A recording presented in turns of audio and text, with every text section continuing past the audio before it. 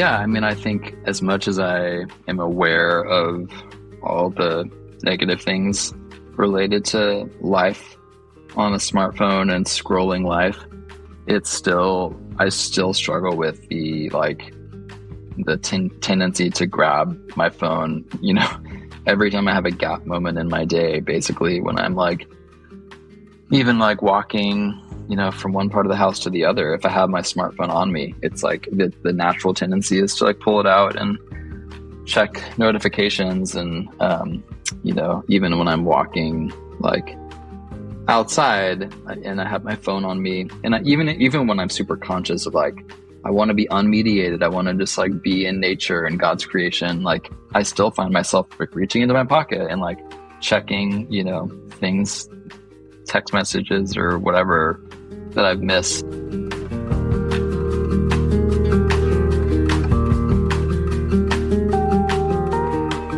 That's Brett McCracken.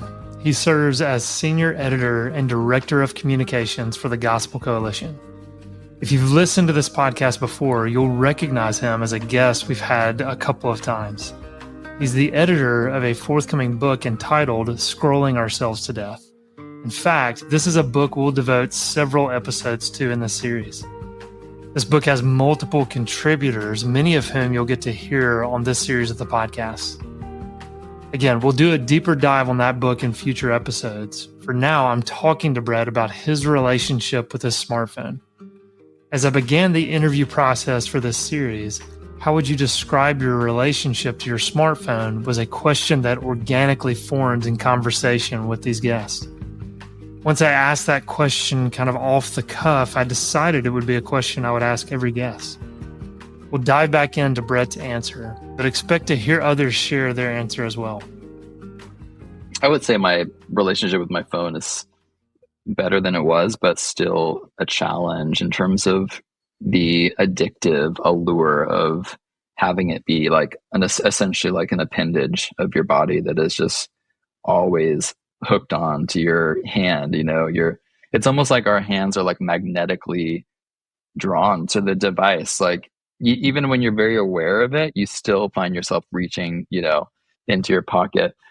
And I think as a parent, just being completely honest with my life stage as a parent of young kids, the part that frustrates me the most is how hard it is for me to be not always on my device when I'm around them, because it's one thing to struggle with it in privacy, but when your kids are around and you're modeling behavior that will no doubt form their own patterns in life, it's very sobering when I find myself, and my wife, we both have jobs where we're on our phones a lot. We both work from home. So the lines are very blurred in terms of work and life. And sometimes we can't help it to be kind of looking at our phones a lot when our kids are, right around us. But that part really bugs me. I don't like the fact that I'm preaching about the dangers of phones for children, and yet they're growing up in a world where they're probably going to want one, because they see their parents on their phones, and that must be a really cool thing. I can't wait till I can have one. And I think I'm probably speaking for all of my millennial parents out there who have young kids, or teenage kids right now. And so it's a struggle because I don't know what to do about that. And I just read Anton Barbacay's book, A Web of Our Own Making, which I highly recommend in terms of a contemporary, almost like a contemporary Neil Postman, in terms of he's analyzing the internet and kind of what the internet what hath the internet wrought in our culture. And he takes a very, very negative view, and almost the most pessimistic view I've read of anyone. But his whole thing that's the most sobering assessment is basically, he argues that we all we know that this is bad for us, and it seems like most of even young people these days, at every age level, people are yeah, this is terrible for us. We know that it's bad for us. We all kind of know that we need to do it less and we need to be on our phones less. and yet we're not making the choice really to change. Like so it's one thing to talk about the ill effects of this technology, and it's another to actually kind of be the change that you want to see in the world. So I think that's where I struggle. I believe what I'm writing about this topic, and I really feel convicted about it. But and personally, I have changed some of my habits. I'm a lot better than I used to be with putting this stuff in its right place, but it's still, a work in progress. And so I kind of need the accountability of like people like who are like, are you like using this stuff less?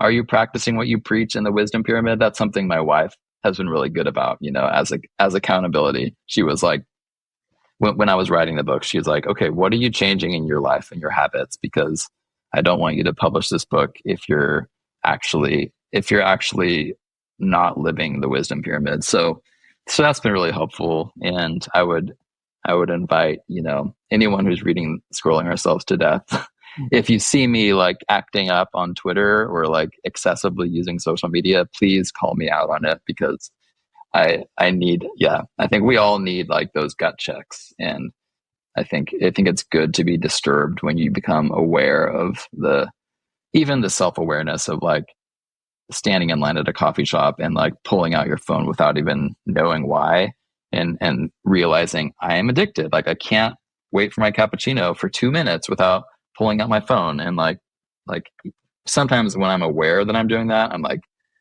okay, I'm good that it's a good thing that I'm at least aware that this is a bad habit, and I'm gonna consciously like slip my phone back in my pocket. And so anyway, that's a little window into my current struggle.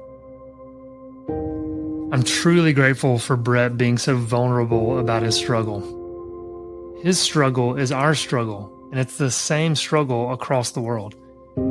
According to one study in 2023, about 70% of the global population has a smartphone, and about 63% are on social media. That's a little over 5 billion people.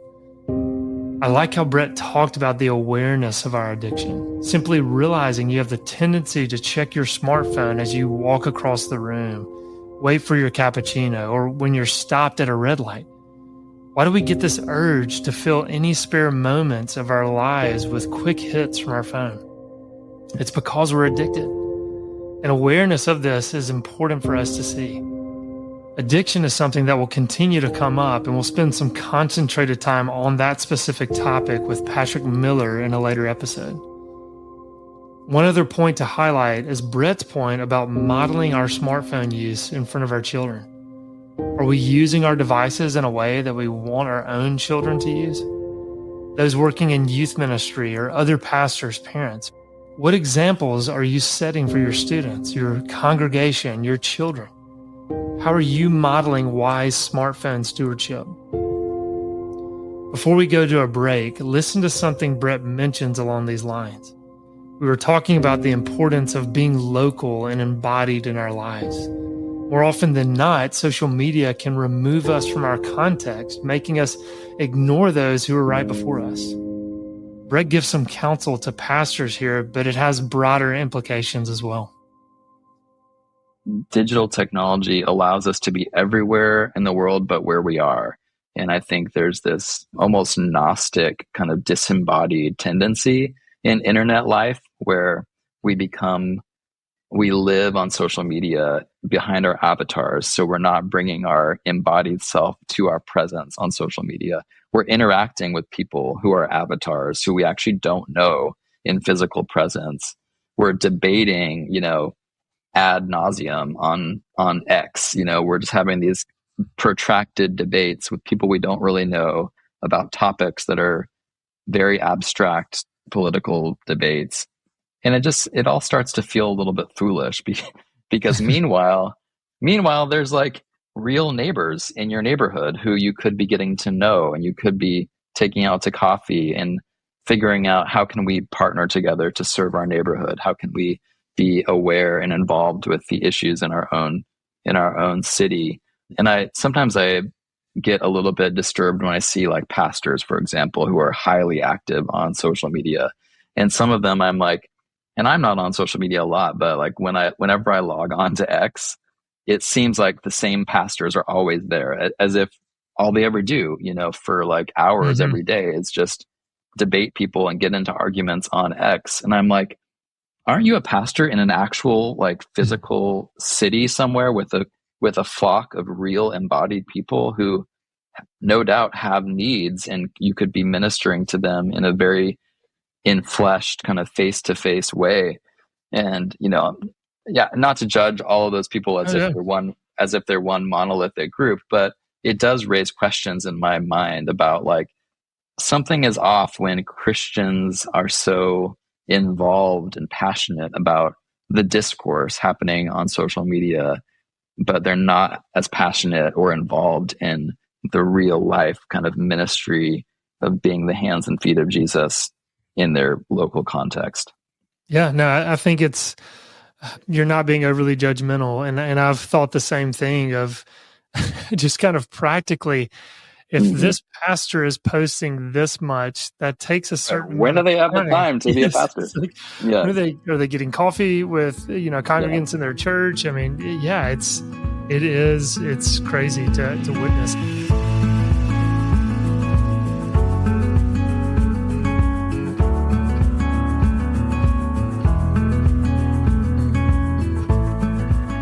Hey everybody, this is Brent Corbin, the Executive Director for RYM.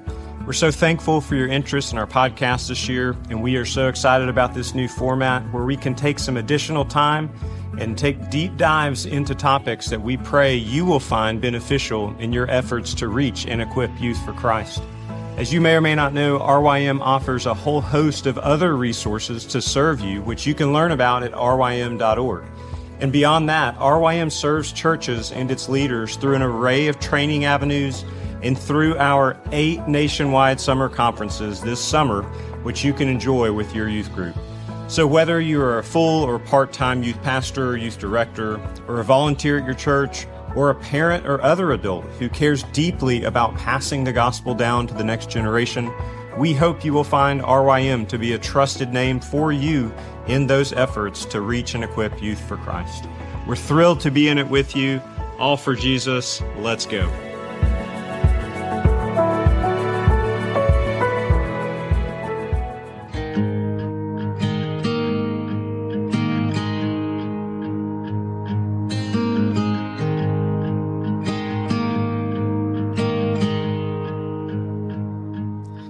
As you've heard me say numerous times on this season, Andrew Noble is one of those helpful voices the church needs to lean on in the area of technology.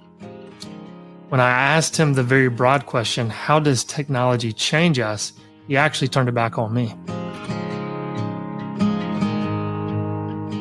Yeah. Oh, man. So you got 3 hours now? No.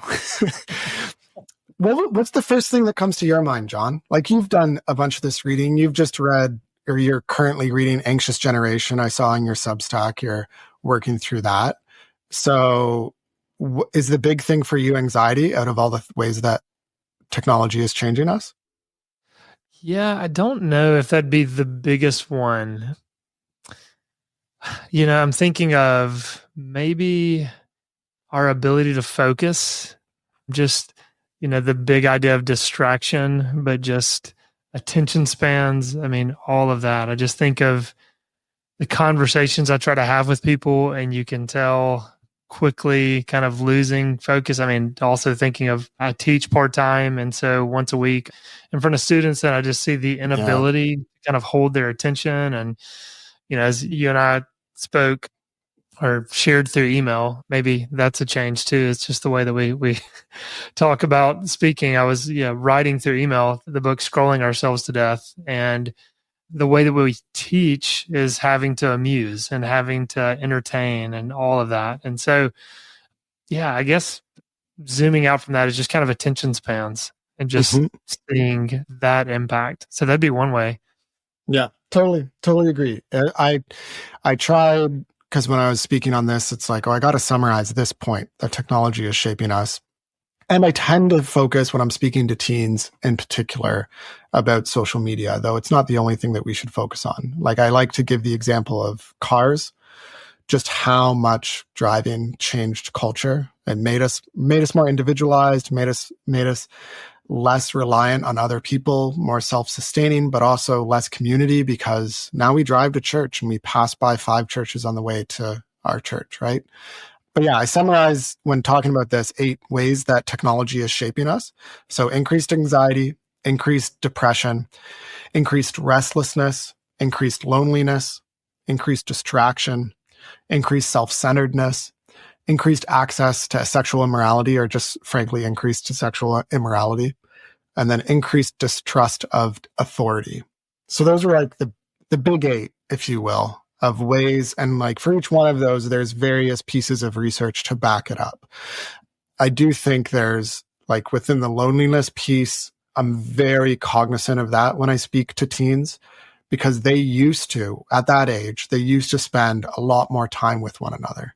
But that's dropped a fair bit because now they can just message each other. And so they're doing that kind of thing. But it's a totally different interpersonal relationship, or they're playing video games instead. Mm-hmm. I know you're going to talk to Andy Crouch about this. Talk to him about the difference between young boys playing video games versus young girls on social media and how the trajectories change. He has a interesting take there about how women seem to do well with this interpersonal Instagram stuff, not short term. It actually increases anxiety and depression, and we're seeing huge harm short term. But long term, in their late 20s, 30s, women seem to be outperforming men. Whereas boys, they don't seem to have any short-term problems. Anyways, Andy Crouch is interesting on that. But I do think the loneliness, I like to just teach on friendship and like, how do you as a teen just like try to work the muscle of forming friendships and being kind to each other, like hanging out and doing stuff and, even bringing God into the conversation. Like you kind of need to do that. I know it's awkward, but awkward is good at first, and you'll form friendships through initial awkwardness. So yeah, there's any of those 8 things we could go into, or maybe I'm missing one and you want to add it to the list. No, I mean, those, and I'd say especially the early ones of anxiety, depression. I mean, that's something that we hear ad nauseum in many ways, but I mean, I don't know if we've become numb to it. We hear it so much. I mean, those are concerning things, and it's kind of like, yeah, we know about that, but we just kind of dismiss it. But maybe zoom in on the self-centered aspect that you talk about, because yes, we can see that in many ways and we acknowledge that, but just unpack that a little bit for us. Yeah. So one of the most commonly used apps by teenagers is Snapchat.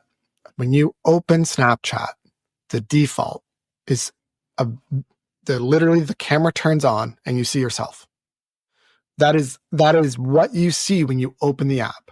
You can't change that setting off, at least to my knowledge. Maybe they've changed it recently, but like that's how the app functions. They're trying to encourage you to express yourself through this platform. And I think just there's been interesting studies on societies before and after they even have mirrors, like a mirror as a technology, and seeing yourself. Like, can you imagine never seeing yourself, never having, like, I'm literally seeing myself right now. I can look up above you in my own video feed and see myself. It's interesting how all these social media platforms, they constantly show a picture of yourself. You can't avoid it. If you're on Facebook, if you're on Threads, if you're on Blue Sky is the latest one, we'll see how long that'll last as a trend, as a Twitter replacement. But they got to show you a face of yourself, because that's what we kind of want. We want an image of ourselves to look at, to admire, to not worship. No, I'd never do that. But I will, notice if there's a zit on this side of my face, but not on this side of my face. So maybe I'll take this image in this direction. So it's the big thing underlying this that I really try to stress is habit. Habits form you so much, and you don't realize it. There's silly ways to think about this. We have a shower in our house that has glass doors, and so you got to clean the shower before you leave, and the squeegee brush holder broke And so, but every day I would reach for that squeegee brush where it was supposed to be. And like literally for 2 weeks, I had to train myself out of grabbing it. It's just so instinct, right? And we just don't realize how much these instincts form us. Positively though, like this is kind of something that I just dawned on me. And I don't want to take too much credit for being like an epic dad, but it's just a story to illustrate. It's not, and I'm not that epic of a dad, but yes, you are. Come on. Two years ago, I'm doing this thing at our church, leading a marriage ministry. We call it Friday Date Night. It's through like an alpha marriage program. Anyways, couples show up together and I was leading. So I had a bunch of these volunteers. They're doing it for free. I wanted to thank them. So I had to go and get thank you cards and write thank you cards. And I'm just trying to do it and get it done. So I'm doing it when my kids are around. So they're kind of bothering me because they're young kids. And to be honest, I did not have full Christ-centered, Christ-like virtue in that moment. I was kind of impatient with them, like, give me some space. Like, I just need to do these cards. But they were really curious about it. And I was like, okay, you can help me stick on, like, I got a little chocolate to put on top of each one. So, it's cheaper than gift cards. So I'm just going through the motions of this. But my daughter, she loves making cards for people. She just will, out of the blue, be like, I'm going to make a card for someone at school. And she'll just make the card and she'll just give it to them at school. And I don't know, she hasn't said to me, Dad, this is because I saw you do it and I wanted to be like you. Like, she hasn't had that aha moment. Maybe she got it from her mom, probably, because she's very good at doing cards. I've done cards this one time in the last 2 years. No, I don't know.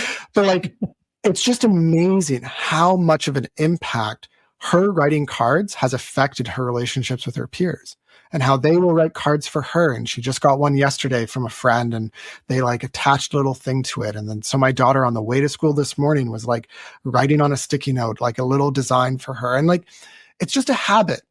It's just a habit. Do you write cards for people? Do you just have a habit of doing that? And if you have a habit of doing that, well, then it's going to build up habits of caring for others. Right? Because you're thinking about them and what they might like, and that habit of writing a card and thinking about what they like rather than thinking about what you like. And you don't do the way that my daughter does it. She doesn't do it because she's expecting something back. She just wants to make other people happy. And so I want to reinforce that habit, that positive habit, that's a virtuous habit. And what social media does is it's not a other focused habit. It is so often how you are perceived, how you are liked or not liked, how you are responded to. It centers you, not others. And so we need habits that center others, and social media isn't very good at that. And, you're talking about screen time at one point, and I know that, there's a stat that's maybe 14 to 18-year-olds average screen time is anywhere from 7-8 hours, somewhere in there. I just read recently kind of the average, if you combine TV as well as digital media, it's 10.85 hours among Americans. And you just think of, okay, those numbers, anywhere from 7 hours to 10, almost 11 hours. I mean, that is forming us. And you think of, okay, yes, adults, but let's go ahead and add that to, 12-year-olds. And we know some younger who have smartphones. Just maybe react to that a little bit of, habits being formed from that. Yeah, it's again, kind of going back to earlier in our conversation about TikTok and this desire to draw a line. And so I think some of what I'm working through is, do we have a really inappropriate ethical vocabulary? Do we think improperly about what it means to be good and do good? When your pastor on Sunday encourages you to go do good, what do you think of? Do you think of, well, I'm not going to abort fetus or baby. I'm not going to do this bad thing. I'm going to do this good thing. And it's kind of like this category of behaviors rather than the kind of person you're going to form into, the characteristics, the fruit of the Spirit, love, joy, peace, patience, kindness, goodness, faithfulness, gentleness, and self-control. Are you growing to be more like that And that some of those things don't have these easy actions. Like, how have I done at being patient this week? Like, I could kind of get a sense of it, but it's actually really hard to, unless you think about particular habits that grow in that. So yeah, I think habits are huge. And I think sometimes we've lacked vocabulary talking about that. I haven't read John Mark Comer, so I'm not going to criticize his work because I just don't know it well enough. I just know that when I hear people who have read him, they seem to really appreciate this rule of life idea, this idea of like coming up with a set of behaviors. And I think some of that sounds like a good thing. It's like, okay, get specific on the ground. How are you going to live your life? Now, I think as long as you have that as a Christ-centered, God-honoring person you're growing into, rather than just a self-help list of things to do, then sure, use rule of life. Again, I've kind of read people who've commented on that kind of approach. I haven't read it myself, so I'm cautious to make any judgment. I just think about, we need vocabulary, growing in Christ-likeness, growing in the fruit of the Spirit. J.Y. Kim's book on this, Analog Christian, is helpful. He kind of talks about it, but it needs to be a regular set practice. And yeah, there's different ways to do that. There's different ways to model it, but we can't be reliant on screens, because screens rarely help us grow in virtue. That's why the missionary posture that I talked about earlier, like that is where all of a sudden there's a different virtue. Like right now we're using digital stuff in order to do, I think, good stuff.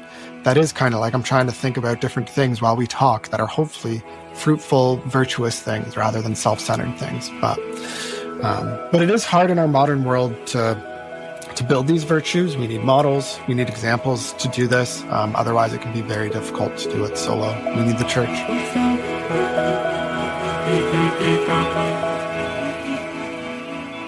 Without a doubt, much of what's been discussed in this episode, as well as episodes that will follow, is sobering.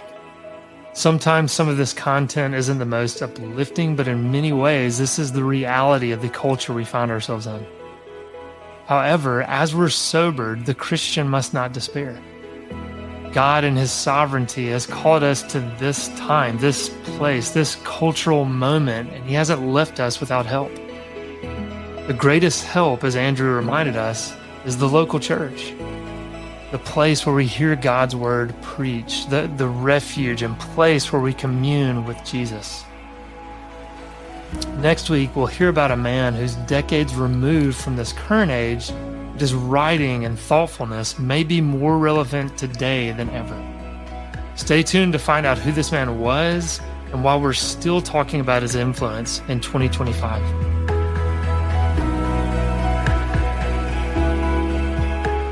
You've been listening to Digital Christianity by Reformed Youth Ministries.